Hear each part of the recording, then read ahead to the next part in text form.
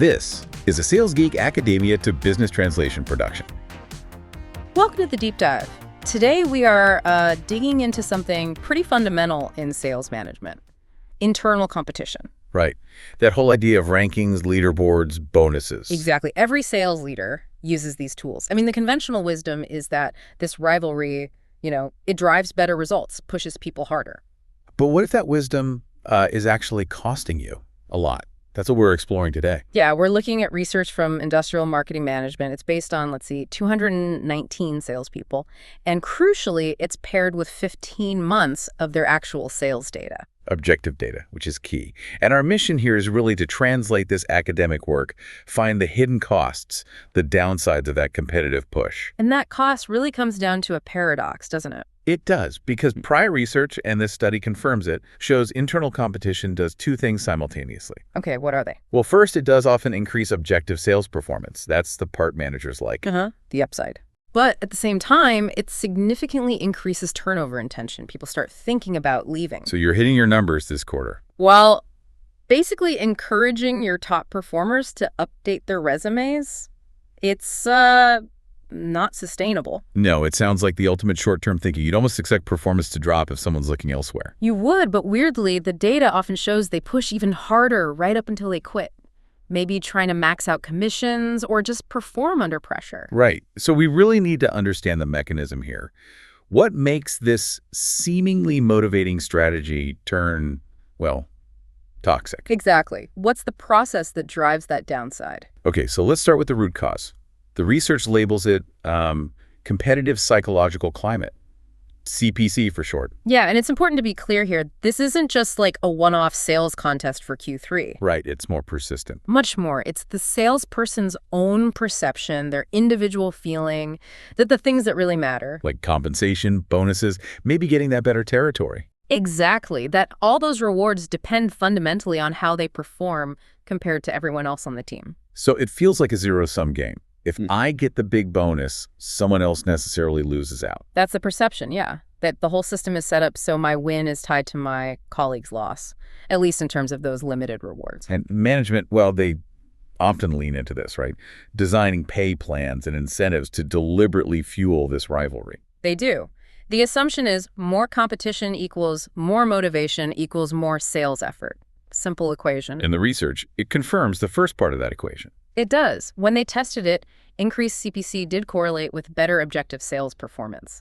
That's the promise fulfilled, the part leaders focus on. Okay, that's the carrot. Yeah. But what about the stick? When you put that back into the model, what about the peril side? Well, that's where it gets tricky. The same study shows that this increased CPC perception also directly drove higher turnover intention. So people are hitting targets, but simultaneously thinking, I got to get out of here. Pretty much. It suggests maybe the pressure gets them results short term, but it also makes the whole work environment feel, unbearable long term. You end up with winners who are probably burnt out and looking over their shoulder. And losers who feel completely demoralized and maybe unfairly treated. Yeah, and you're pouring all this effort into generating sales, but then you have these huge hidden costs of replacing the very people you just motivated. It feels like a leaky bucket. It's a fundamentally flawed model if you don't manage it carefully, which brings us to the really critical question. Which is why?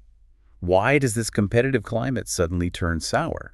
What flips that switch? Exactly. What's the psychological process that turns motivation into, a reason to leave? And that switch, according to this research, is something called threat appraisal. Right. This idea comes from cognitive appraisal theory, and it seems to be the missing link here. It explains how CPC goes from just being maybe a bit stressful to actually being damaging. Okay, so how does threat appraisal work in a sales context? Break it down for us. Think of it like a two-part mental check. First, the salesperson looks at the competitive environment and asks, is this personally relevant to me? Does this affect my well-being, my job security? And in a high CPC environment, the answer is probably yes, right? My income, my status is on the line. Exactly. So step one is yes, this matters. Then comes the second question.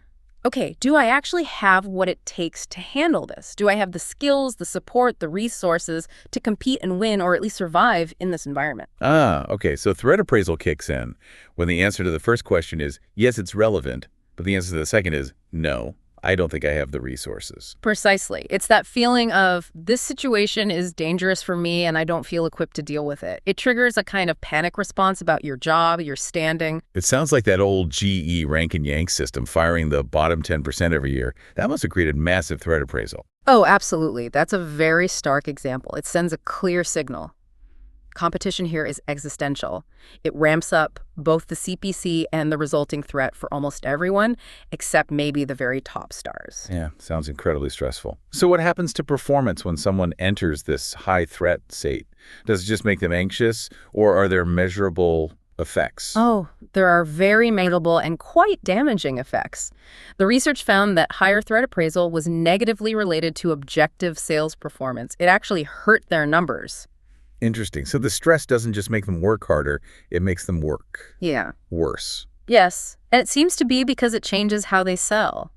Threat makes salespeople adopt rigid selling tactics. Rigid tactics. What does that look like in practice? Like talking at the customer instead of with them? Exactly. They stop really listening deeply. Their focus narrows right down to just hitting the immediate target or beating the person next to them, whatever it takes.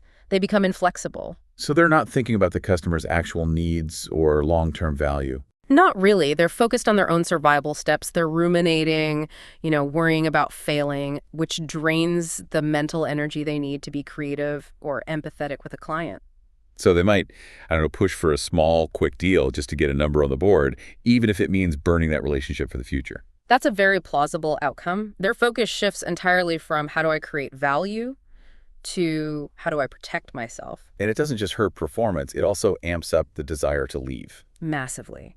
Threat appraisal significantly magnifies turnover and tension.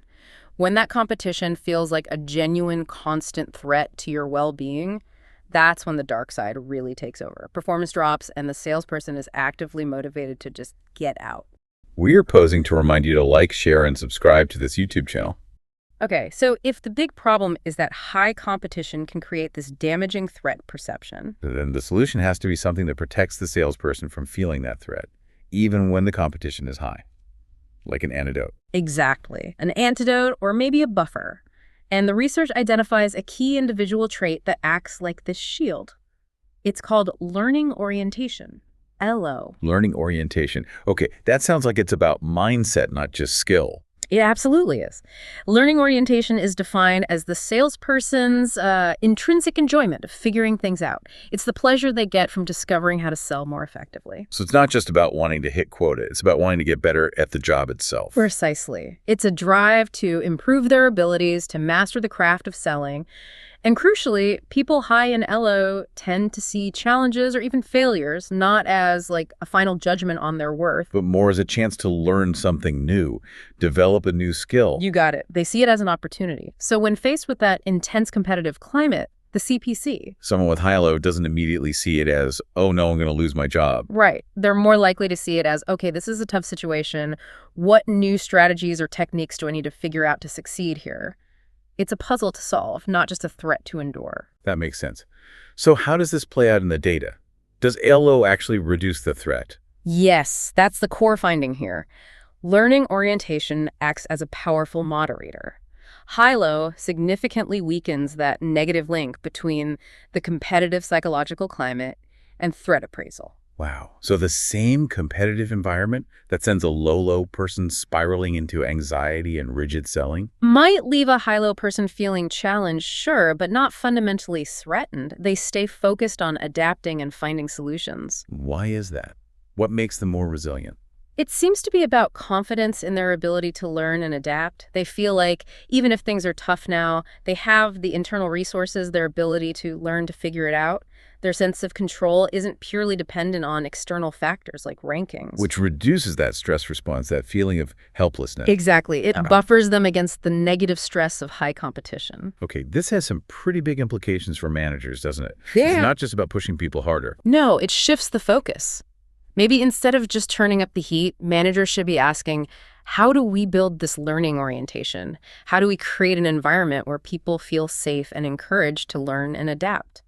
So investing in training, coaching, skill development, that's not just a nice to have. It becomes a core strategic tool. It's a way to build resilience, a coping mechanism that actually protects the organization from the negative side effects of the competition they might be fostering. So you get the performance benefits of competition. But with much less risk of triggering that destructive threat appraisal, which means less turnover and ultimately lower talent costs. It's about working smarter, building capability. So pulling this all together for sales leaders listening, Yeah. you probably can't, maybe shouldn't, eliminate competition entirely. It clearly can drive results. Right. It would be maybe disingenuous to suggest that, but you have to be smart about it. Recognize your team isn't monolithic. Yeah, you need to manage it more like a portfolio, right? Yeah. Some people will thrive under high CPC. It energizes them. But for others, that same climate triggers that deep-seated threat we talked about, and they'll start heading for the door or their performance will tank. So managers need to be attuned to the warning signs, the canary in the coal mine, so to speak. Absolutely. They need to watch for signals of threat appraisal. Is someone constantly ruminating about their job security? Are they expressing a lot of anxiety about meeting expectations? Do they seem to feel like the demands are just impossible for them?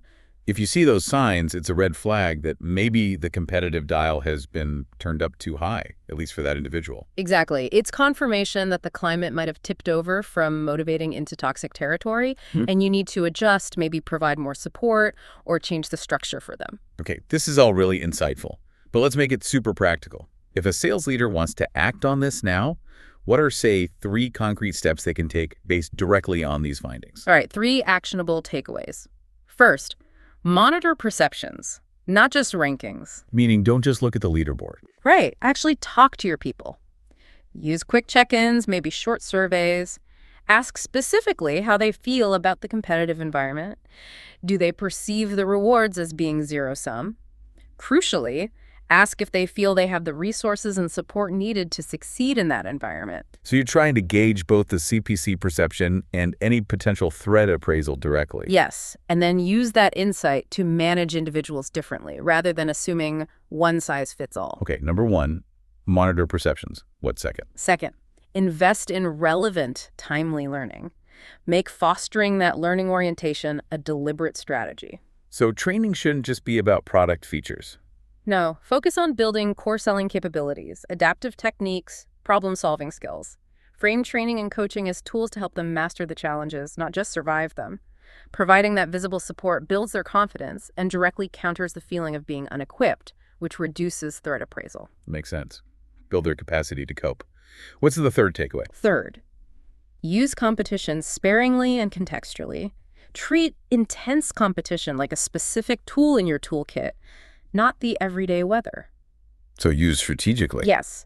Use contests for specific short-term goals, maybe driving Q4 pipeline, launching a new product, but avoid creating a constant pervasive climate where people always feel their status, their income, their job security hinges only on beating their peers.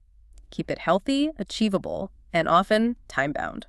So it's a tactic, not the entire culture. Precisely. Find that healthy level. Those are really clear, practical steps.